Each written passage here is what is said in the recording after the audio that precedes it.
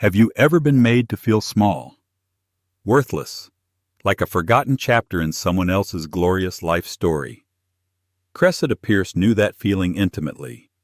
For 2 years she had been the ghost of her own past, haunted by the man who broke her heart and her spirit. Her ex-husband Lennox was a master of public image, and he had painted her as the drab, uninspired wife he had to shed to find his true, glittering life. Tonight he planned to deliver the final crushing blow, parading his new perfect wife in front of her at the city's most exclusive gala. But he never imagined that the woman he threw away had been secretly rebuilding herself in the shadows, and that her new life was about to intersect with a world of power so immense it would make his entire existence look like a child's sandcastle before a tidal wave. Stay tuned, because this isn't just a story of revenge. It's a story of resurrection. The invitation arrived on a Tuesday, nestled between a utility bill and a flyer for a discount pizza parlor. It was an anomaly in the landscape of Cressida Pierce's new life, a relic from a world she no longer belonged to. The cardstock was thick, creamy, and impossibly heavy, the kind of paper that whispered of old money and unspoken influence. Engraved in sweeping gold calligraphy were the words, "The St. Jude Children's Foundation Annual Charity Gala." Cressida's breath caught in her throat. Her fingers, stained with a faint trace of turpentine from her work, trembled as she traced the familiar crest at the top. This gala. This was their gala, hers and Lennox's. For 5 consecutive years, it had been the pinnacle of their social calendar. It was the night Lennox Caldwell, rising star in the world of corporate finance, solidified his connections, laughed with the city's elite, and showcased his beautiful, elegant wife. Cressida had played her part perfectly, a graceful accessory in the gilded cage of their marriage. She had chosen the gowns, networked with the wives of his superiors, and smiled until her face ached, all to fuel the ascent of the man she loved. Now, holding the invitation in her small, quiet apartment, a space that was hers and hers alone, paid for with the sweat of her own brow, the memories felt like an assault.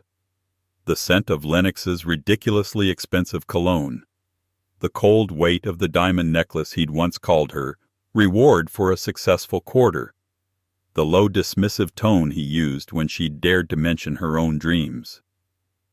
"Art restoration, Kathy, be serious," he'd scoffed one evening, swirling a glass of scotch that cost more than her monthly groceries did now. "It's a dusty, pointless hobby. Your job is to support me. Our future is in this boardroom, not some grimy workshop." He had whittled her down piece by piece until her passion for bringing history back to life was nothing more than a secret shame she indulged in when he was away on business trips. Then came the ultimate betrayal. Brittany, a 24-year-old influencer whose entire life was a curated collection of brand deals and vapid, inspirational quotes. Lennox hadn't even had the decency to be discreet. He'd left Cressida with a sterile email from his lawyer and a gnawing emptiness that felt like a physical wound. The divorce had been swift and brutal. He had the better lawyers, the public sympathy he'd manufactured, and the social standing. He took the house, the friends, the life they had built. Cressida was left with a modest settlement that barely covered 6 months of rent and the crushing weight of her own perceived failure. So why, after 2 years of silence, was this invitation here? She scanned the card again, and her heart sank. At the bottom, in smaller print, featuring the unveiling of a restored Renaissance masterpiece, the Veiled Madonna, courtesy of a private benefactor. Her piece. Her Madonna. For the last 18 months, Cressida had poured her soul into that painting. After the divorce, she'd taken what little she had and started a small, one-woman restoration business, Pierce Restoration. She worked out of a cramped studio, taking on small, forgotten pieces from antique shops and minor collectors. It was painstaking, anonymous work. Then, 6 months ago, an inquiry had come through a secure portal from a law firm representing an anonymous client. They had a damaged 16th-century masterpiece and were looking for a restorer with a delicate touch, someone who valued authenticity over speed. They had seen her work on a minor Florentine piece and were impressed. The pay was astronomical enough to secure her business for years. But it was more than that. Working on the veiled Madonna had been a spiritual journey. In the quiet solitude of her studio with the smell of linseed oil and varnish in the air, she had meticulously cleaned away centuries of grime, re-adhered flaking paint, and brought the serene, sorrowful face of the Madonna back to life. It was as if in healing the canvas she had begun to heal the fractured parts of herself. The client, known to her only as Mr. Chevalier through his lawyers, had been respectful, demanding, and utterly professional. Now he was unveiling his prized possession at the very gala that symbolized her old life. She had to be there. Her contract stipulated her attendance. It was non-negotiable. Her best friend Jenna, a fiery journalist who had been her rock through the divorce, was ecstatic. "This is it, Kath. This is your moment," she'd shouted over the phone. "You are not going as Lennox Caldwell's pathetic ex-wife. You are going as Cressida Pierce, the brilliant artist who restored a masterpiece. You have to rub it in his face. He'll be there, Jenna." With her, Cressida whispered the words tasting like ash. "So let him see you." Not the weeping woman in sweatpants he left, but the incredible woman who is standing on her own 2 feet. This isn't about him anymore. This is about you claiming your victory. Jenna was right. But the thought of seeing Lennox, of feeling his dismissive gaze and seeing Brittany's smug, perfect smile, sent a tremor of pure, unadulterated fear through her. It was one thing to be a success in the quiet anonymity of her studio. It was another to face the architect of her heartbreak in the arena where he was king.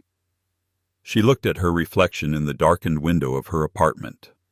The woman staring back was tired, her face a little thinner, but her eyes held a spark of determination that hadn't been there 2 years ago.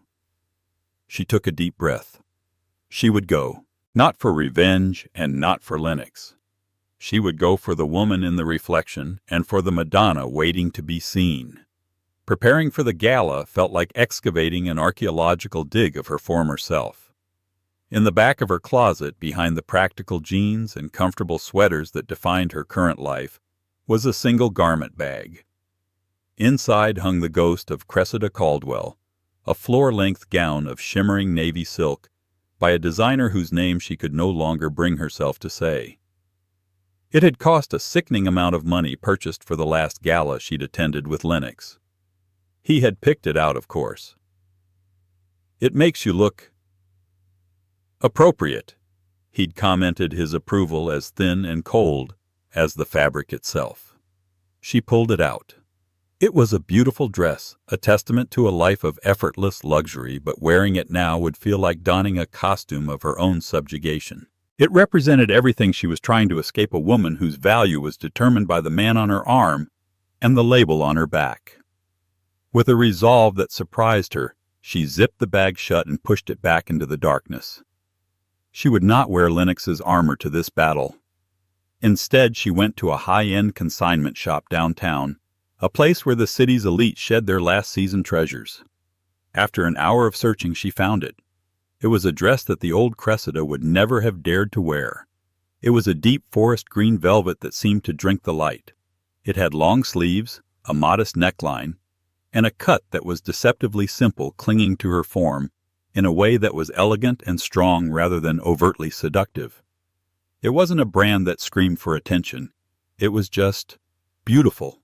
It felt like her. She paired it with a simple pair of pearl earrings, her grandmother's, and the only piece of expensive jewelry she'd fought for in the divorce, a delicate antique silver bracelet. On the night of the gala, a nervous energy buzzed under her skin. She did her own hair and makeup, a skill she'd honed from years of watching professionals. The result wasn't the flawless, sculpted mask she used to wear, but it was authentic. Her reflection showed a woman, not a doll, a woman with a story in her eyes. Taking a taxi instead of the chauffeured town car of her past, she felt a strange sense of liberation. The cab pulled up to the grand entrance of the Museum of Fine Arts, its marble columns illuminated by dramatic spotlights. The familiar scene unfolded before her, the crush of photographers, the flashbulbs painting the night white, the parade of sleek black cars depositing men in tailored tuxedos and women in glittering gowns. For a moment, panic seized her. Her heart hammered against her ribs. This was a mistake. She was an imposter here, a sparrow trying to fly amongst peacocks. What was she thinking? She saw them then, stepping out of a gleaming black Bentley. Lennox looking impossibly handsome and confident in his custom Tom Ford tuxedo. And Brittany on his arm, a confection of pale pink chiffon and diamonds, laughing that high tinkling laugh that always seemed to be for an invisible audience. Cressida shrank back in her seat, telling the driver to go around the block. She couldn't do it. She couldn't walk in there and face them. As the cab circled, her phone buzzed. It was a text from the event coordinator. "Ms. Pierce, Mr. Chevalier's assistant is looking for you. He'd like to ensure you are settled in comfortably before the unveiling. Please find Ms. Albright upon your arrival." The name Chevalier was like a splash of cold water. This wasn't about Lennox. This was about her work. This was her professional obligation. Her masterpiece was in that building. She had spent over a year of her life on it. She would not let Lennox Caldwell, a man who couldn't tell a Monet from a placemat, take this night from her too. "Stop here," she told the driver, her voice firm. She paid the fare, stepped out of the cab, and walked not towards the chaotic glamour of the red carpet, but towards a discreet side entrance marked for staff and featured guests. She gave her name to the security guard, who checked his list and nodded respectfully, opening the door for her. Inside, the cacophony of the entrance faded into the sophisticated hum of the event. The air smelled of hothouse flowers and money. Waitstaff moved with silent efficiency, balancing trays of champagne. The vast hall was filled with the city's most powerful people, their conversations a low melodic buzz beneath the soaring vaulted ceilings. And then she saw him. Lennox. He was holding court near the grand staircase, Brittany clinging to his arm, looking up at him with doe-eyed adoration. He was in his element, the center of his universe. Cressida's stomach twisted into a tight knot. She felt a primal urge to turn and flee, to run back to the safety of her small apartment and the comforting smell of turpentine. But then her eyes drifted past him towards the stage at the far end of the hall. Upon it, shrouded in a swathe of dark velvet, was a large rectangular object. Her Madonna. Her purpose. Straightening her shoulders, she lifted her chin. She was no longer Cressida Caldwell, the timid wife. She was Cressida Pierce, the restorer. And she had every right to be here. Taking a flute of champagne from a passing tray, she held it like a shield, and took her first step into the lion's den. She tried to remain inconspicuous, skirting the edges of the crowd, her eyes fixed on the velvet-draped easel on the stage. She was an artist, not a socialite. She just needed to get through the next hour, see her work unveiled, and then slip away before anyone noticed her. But in a room where every glance was a transaction, and every face was catalogued, anonymity was a luxury she couldn't afford. "Well, well, well. Look what the cat dragged in." The voice, dripping with saccharine condescension, cut through the ambient noise. Cressida froze, her back rigid. She didn't have to turn to know who it was. Lennox. She composed herself, took a slow, deliberate sip of her champagne, and then turned to face him. He stood there, a smug, predatory grin plastered on his face.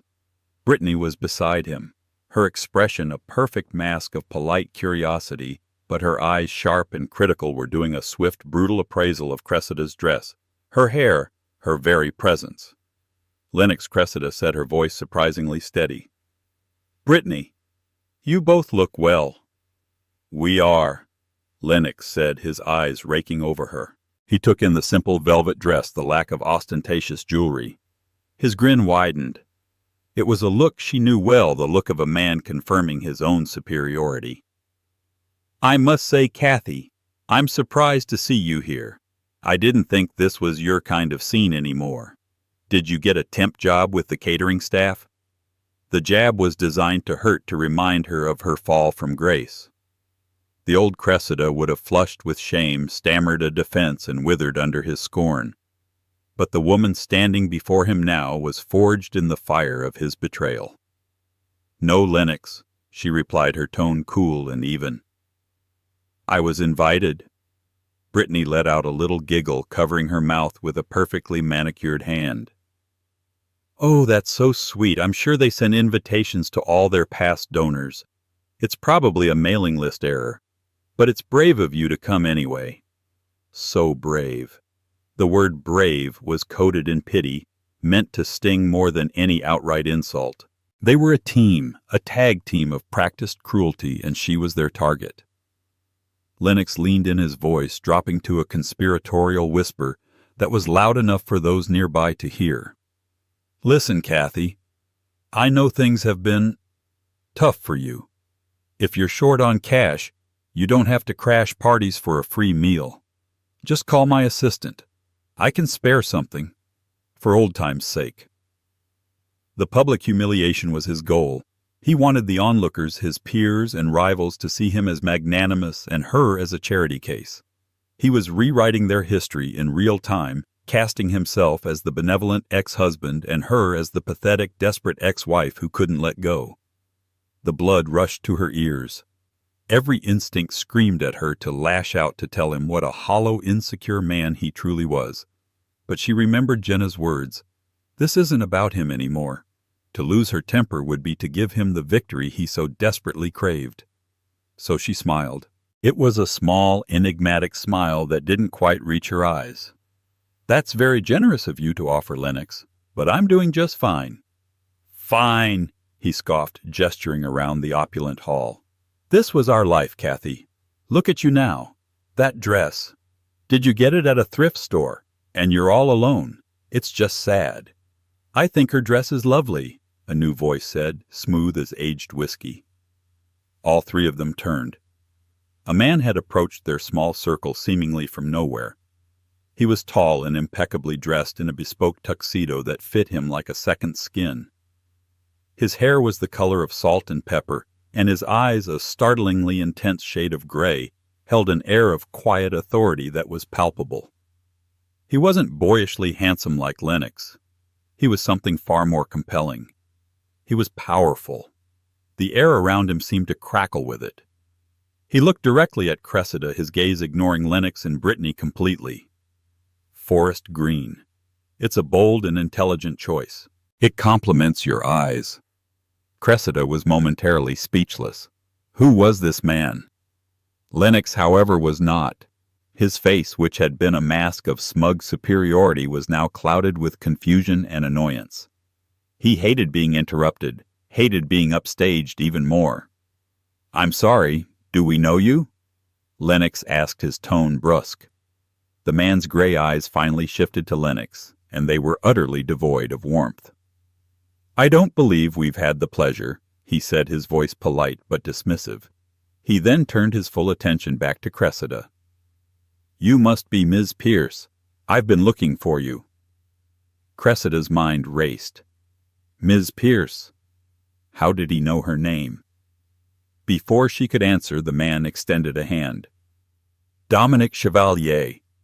It is an absolute honor to finally meet you in person. Chevalier.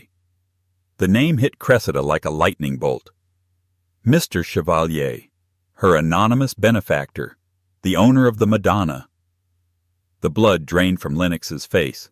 He knew the name, of course. Everyone in this room knew the name Dominic Chevalier.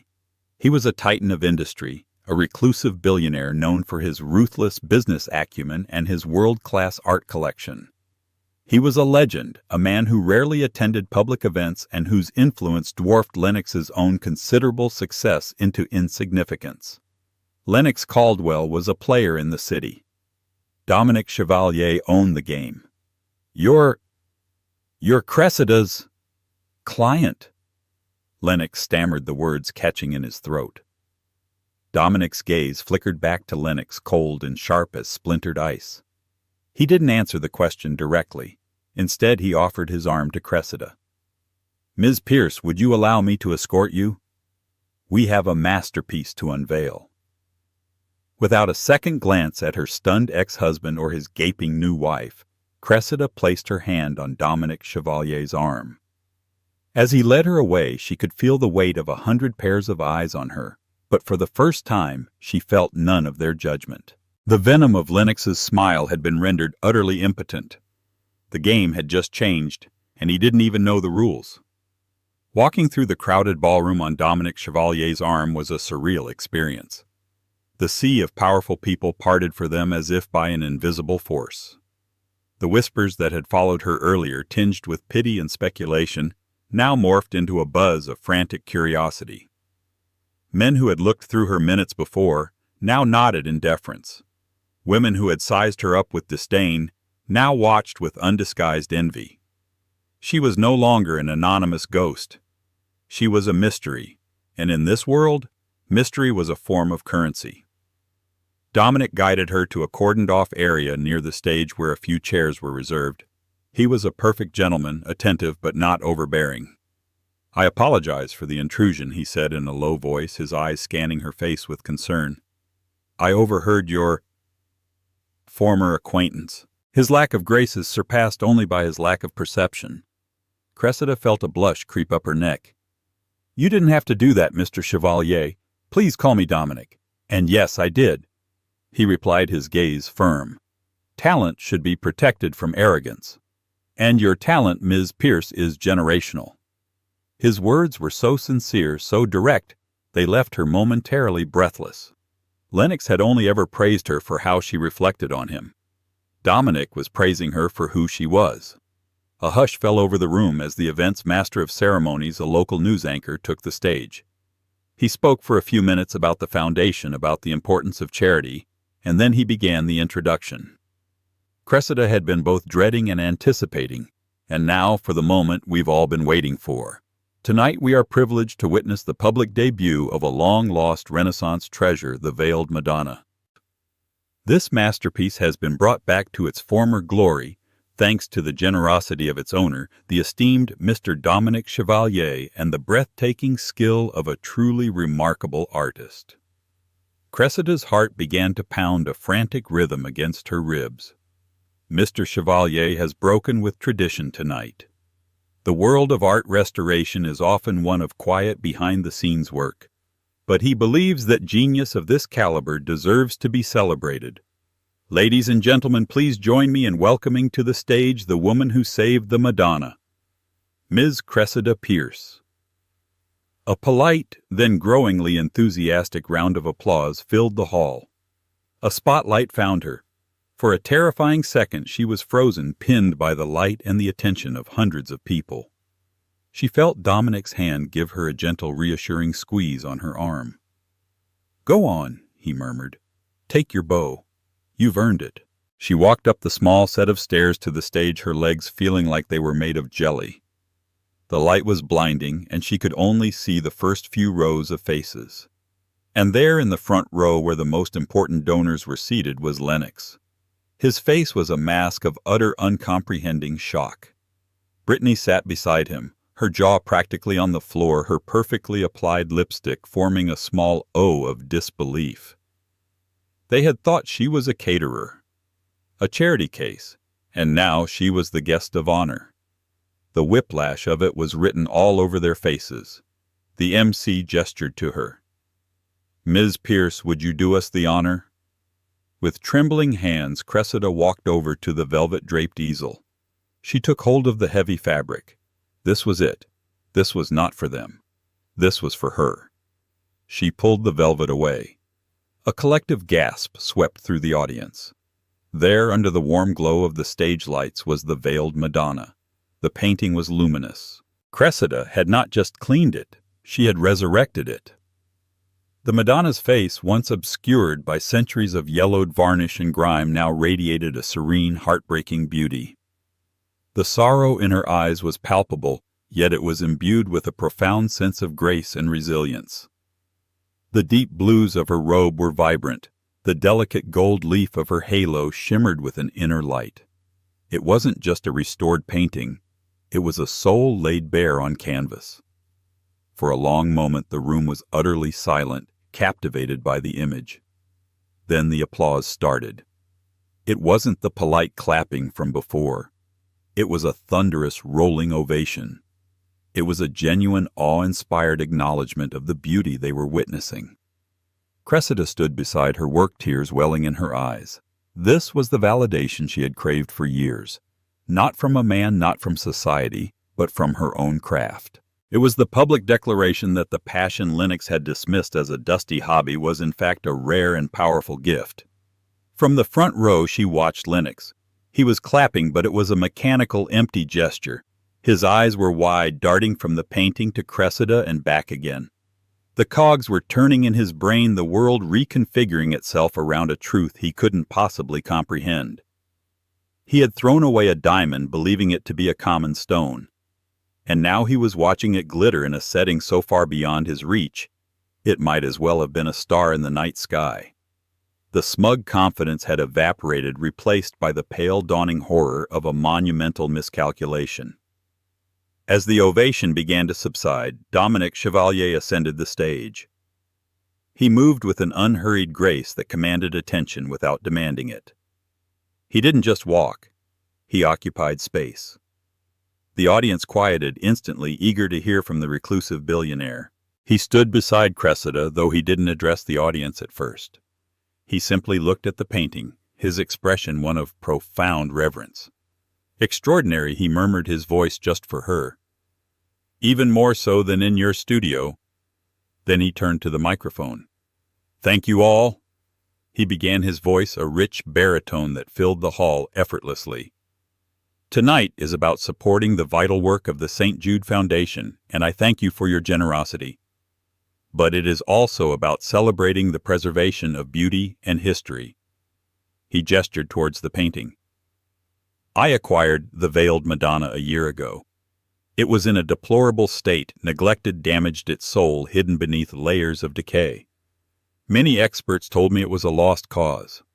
They suggested a team of restorers, famous names from famous institutions who would take years and charge a fortune to do what they called a salvage job." He paused, his gray eyes sweeping across the room, finally landing for a fraction of a second on Lennox Caldwell. "But I wasn't looking for a salvage job. I was looking for a resurrection. I was looking for a single artist with not just the skill, but the empathy, the soul to understand what this painting needed. Someone who knew what it felt like to be overlooked, to hold immense value while being dismissed as worthless." Cressida's breath hitched. Was he talking about the painting, or was he talking about her? "My search led me to Ms. Cressida Pierce." Dominic continued, turning to face her. The warmth in his eyes was staggering. "It led me to a small, unassuming studio where true magic was being performed. Ms. Pierce doesn't just restore paint. She restores spirit. She has a gift that cannot be taught in any university. She listens to the story the artwork wants to tell. She looked at this broken, forgotten Madonna and saw not what it was, but what it always had been. She saw its strength, its grace, its resilience. And with a touch that is nothing short of miraculous, she brought it back to us." He took Cressida's hand. His grip was warm and firm. "The art world is filled with technicians. Ms. Pierce is a visionary. This city is fortunate to have her. I am fortunate to have found her. Thank you, Cressida, for giving the Madonna her voice back." He began to applaud, and the room joined him, the sound even more deafening than before. It was an ovation not just for the painting, but for her, for Cressida Pierce. Lennox's dismissal of her passion echoed in her mind, a dusty, pointless hobby, and it sounded so foolish, so utterly ignorant, that she almost laughed. As Dominic led her off the stage, the night became a blur. People surged forward, a constellation of the city's most influential figures, all clamoring for an introduction. Curators from the museum, wealthy collectors, art critics, they all wanted to talk to her, to praise her work, to ask about her process. She answered their questions, her voice gaining confidence with each interaction. She spoke of pigment composition and the challenges of removing 18th century varnish without damaging the original 16th century glaze. She was an expert in her field, and for the first time she was being seen as one. Through it all, Dominic remained by her side, a quiet, formidable presence. He deflected the overly aggressive, facilitated introductions with the insightful, and ensured her champagne glass was never empty. She caught a glimpse of Lennox across the room. He was standing alone, Brittany having been absorbed by a gaggle of other young, beautiful wives. He was watching Cressida, his expression a toxic cocktail of fury, bewilderment, and something she had never seen on his face before, regret. He looked like a man who had just watched his losing lottery ticket get struck by lightning. Later, in a quieter moment near the terrace, Cressida finally asked the question that had been burning in her mind. "Dominic, your speech. You said you were looking for someone who knew what it felt like to be overlooked. How could you have known?" A small, sad smile touched his lips. "My firm does extensive due diligence before engaging in any significant contract, Ms. Pierce, especially one involving an asset of this value. I don't just research a person's professional history, I research their character. I read about your divorce. I read the slanderous one-sided articles that your ex-husband's publicist planted in the society pages. I saw the narrative he tried to create." He met her gaze.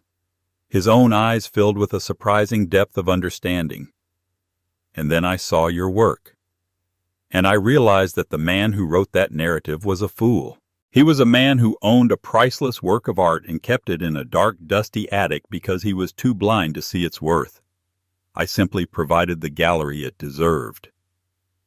The directness of his analogy, the sheer breathtaking validation of it, struck Cressida to her core. He hadn't just hired a restorer. He had truly seen her, and had orchestrated this entire night, not just to unveil his painting, but to unveil her. The scale of his quiet, calculated vindication on her behalf was almost too much to comprehend. It was then that she saw Lennox approaching them, his face a thunderous mask. He had finally decided he couldn't stand being irrelevant in her story any longer. He was coming to reclaim his place, to stake his claim, to remind her of who she used to be. The old fear flickered inside her, the conditioned response to his anger. But this time it was different.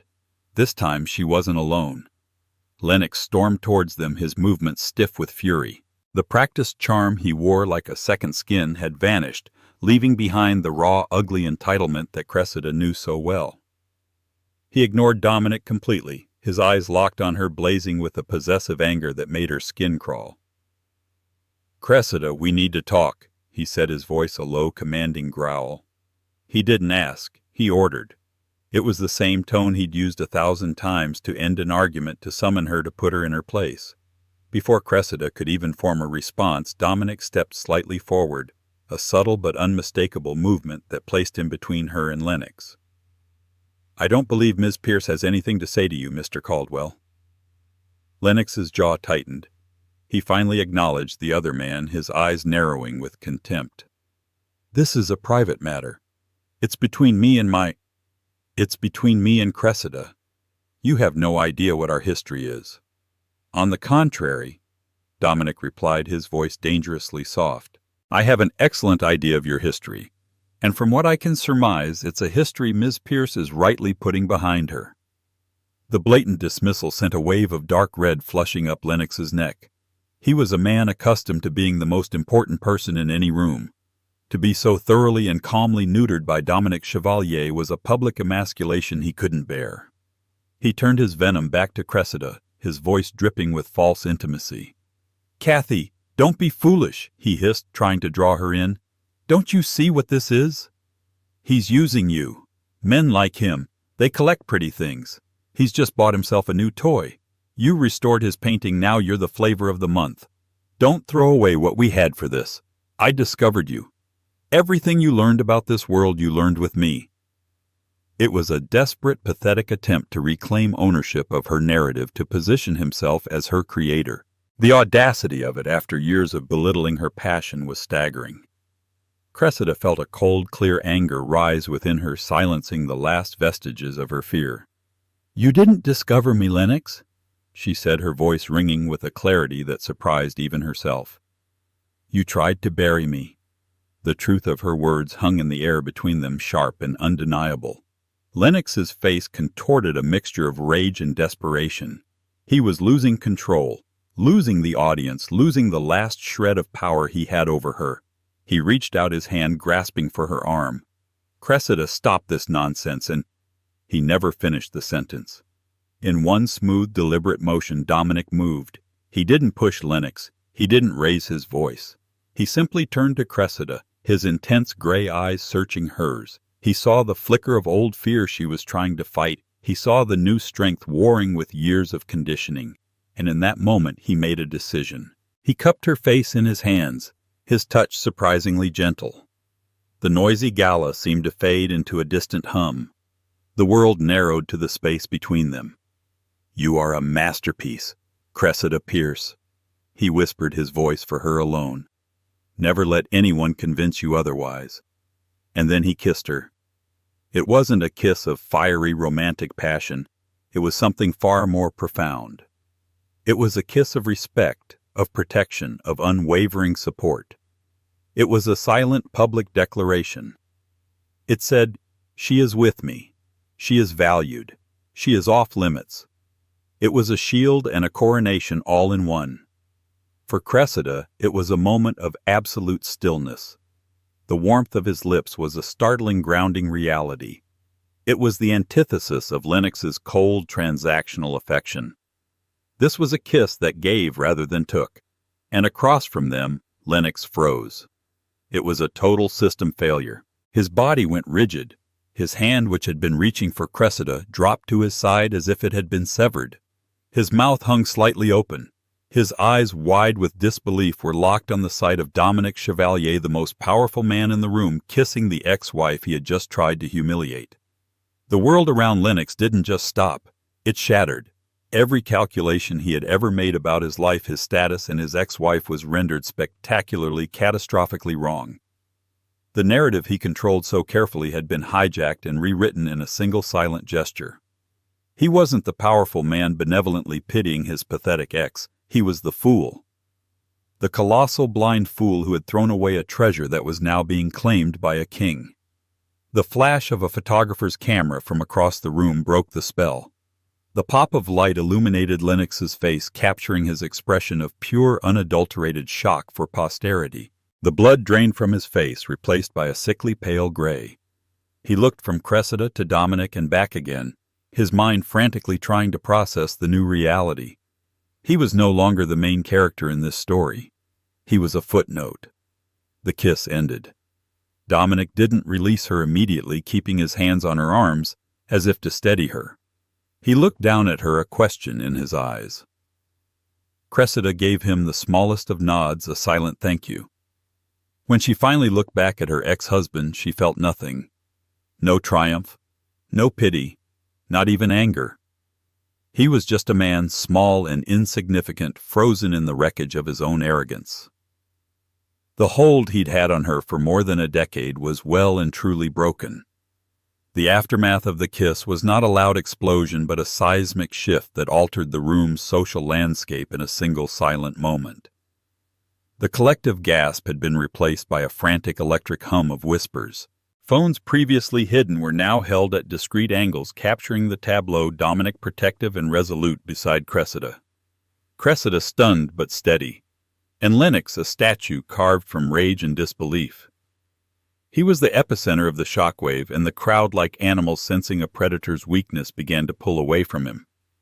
Alliances built over years of sycophantic handshakes and boisterous backslapping evaporated in seconds. Brittany, who had just returned to his side, saw it all. Her face, a carefully constructed mask of youthful beauty, crumbled. She looked at Lennox not with love or concern, but with the cold horror of a stockholder watching her portfolio turn to ash. "Lennox," she hissed, her voice a venomous whisper meant only for him. "Do something! Everyone is staring!" But Lennox couldn't move. He was trapped in the Klieg light of his own public demolition. His mind, usually so quick with a cutting remark or a dismissive sneer, was a blank slate of white-hot fury. He had been outplayed in a game he didn't even know he was playing. The first flash of a professional camera from a society columnist near the entrance broke his paralysis. It was a predatory sound, the click of the shutter like a vulture snapping its beak. That was the signal. Their night was over. Their reign was over. "We're leaving," he snarled finally, looking at Brittany. He grabbed her elbow, his grip far from the gentle possessive hold he usually displayed. It was angry and bruising. "Now!" He didn't spare another glance for Cressida. To look at her again would be to acknowledge the full catastrophic scale of his misjudgment, and his ego couldn't withstand that. He bulldozed his way through the crowd, dragging a stumbling Brittany behind him. Their exit was not the grand stately departure of a power couple, but the hasty, shameful retreat of the utterly defeated. Cressida watched them go, but she felt a strange, disconnected calm. The maelstrom of drama felt like it was happening behind a thick pane of glass. Dominic's hand on the small of her back was a warm, grounding presence, an anchor in the swirling currents of gossip. "Let's get some air," he said, his voice a low murmur against the rising chatter. He expertly guided her away from the center of the room, his body acting as a subtle shield against the curious stares and pointing fingers. The path he chose was not towards the main exit, but through a side door she hadn't noticed, which led to a long, quiet gallery hall. The noise of the gala faded behind them, replaced by the reverent silence of the museum at night. They walked past sleeping portraits and shadowed sculptures, the only sound the soft tap of her heels on the polished marble floor. Finally, he pushed open a set of heavy glass doors and they stepped out onto a private terrace. The cool night air was a blessing, washing over Cressida and clearing the last lingering traces of the ballroom's cloying atmosphere. Below them, the city sprawled out, a breathtaking tapestry of glittering lights and dark, snaking streets. It was the same view she had seen from Lennox's penthouse for years, but from here it felt different. It wasn't a kingdom to be conquered. It was a world of infinite possibility. "Are you all right?" Dominic asked again, his voice gentle as he came to stand beside her at the stone balustrade. Cressida took a deep, shuddering breath and let it out slowly. "I am," she said, the words feeling truer and more profound than she could have imagined. "More than all right. I feel quiet." She turned to him, her expression a mixture of gratitude and awe. "Thank you. For all of it. You didn't have to do any of that." "There is no need to thank me for recognizing the truth," he said, his gaze fixed on the distant horizon. "I've spent my life in rooms like that, Cressida. They are jungles of ego and insecurity where people claw for dominance. Men like your ex-husband build their sense of self by diminishing others. I merely held a mirror up to the situation." He turned to her, a flicker of something stern and protective in his eyes. "And I have very little tolerance for bullies." They stood in a comfortable silence for a while, the city's hum a soothing soundtrack. "You know," Cressida mused, her voice soft and thoughtful, "the most infuriating part is that he will probably convince himself that I did all of this for him. For revenge. To make him jealous. He'll make it part of his story with him as the tragic hero." Dominic's expression was unreadable. Does it matter what he thinks? The question, so simple and direct, struck her with the force of a revelation. For years, Lennox's opinion had been the sun her entire world orbited. His approval was warmth and life. His disapproval was a freezing, desolate winter. The thought of his judgment had dictated her clothes, her friends, her ambitions, her very sense of self. And now, she thought of Lennox's enraged, humiliated face as he fled the party. She felt no triumph, no pity, not even a lingering flicker of anger. She felt nothing. He was just a man, a ghost from a past she no longer inhabited. His opinion was now as relevant to her as a distant dying star, whose light had taken years to travel to her, only to arrive after she had already turned to face a new sun. "No," she said, a slow, genuine smile spreading across her face. "It doesn't matter at all."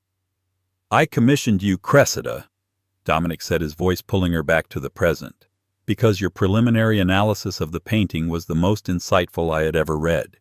You wrote about the artist's use of underpainting to convey a grief that was meant to be felt rather than seen. No other expert noticed that. It was then I knew you were the one. Your personal history was irrelevant to my decision, but it made me determined to ensure that your re-emergence into this world was on your own terms. Everything tonight.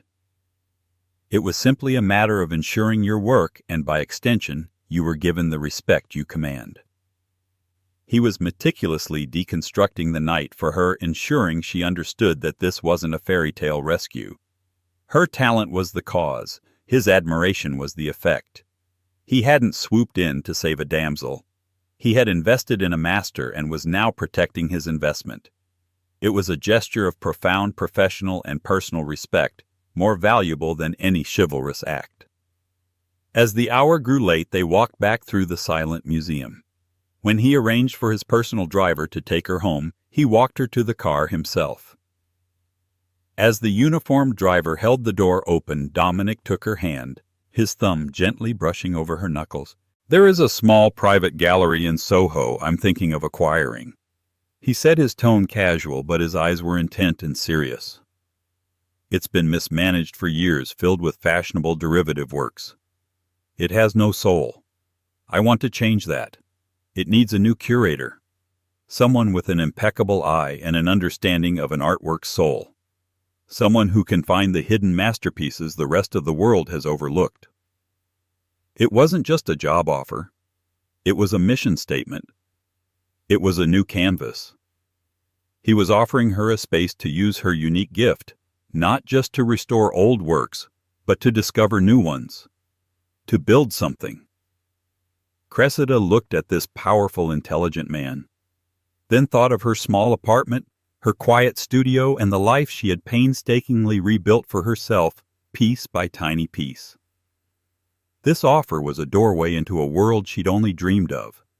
But this time she wouldn't be entering as a +1 and accessory. She would be entering it through the front door with her name, Cressida Pierce, on the letterhead, celebrated for the work of her own hands and the vision of her own mind. A radiant, genuine smile lit up her face, a smile that came from a place of deep, hard-won peace. "I think," she said, her voice full of a hope and excitement she hadn't felt in years, "that I would be very interested in hearing more."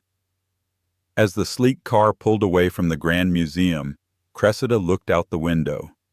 The city lights blurred into streaks of gold and silver. She wasn't leaving a battlefield behind.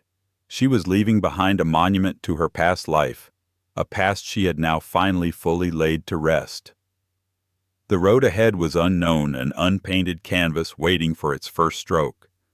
But for the first time in a very long time, she was holding the brush. Cressida's story isn't just about a woman finding a new man. It's about a woman finding herself again. It's a powerful reminder that our worth is not defined by who we are with, but by who we are. She walked into that gala as a ghost of someone else's past, but she walked out as the architect of her own future. Her victory wasn't in Lennox's humiliation, but in her own quiet, unshakable self-worth, a value that was finally recognized by someone who could see the masterpiece underneath the grime. This story proves that the greatest comebacks are not loud and vengeful, but are built stroke by stroke in the quiet dedication to our own passions and our own truth. What did you think of Cressida's incredible transformation?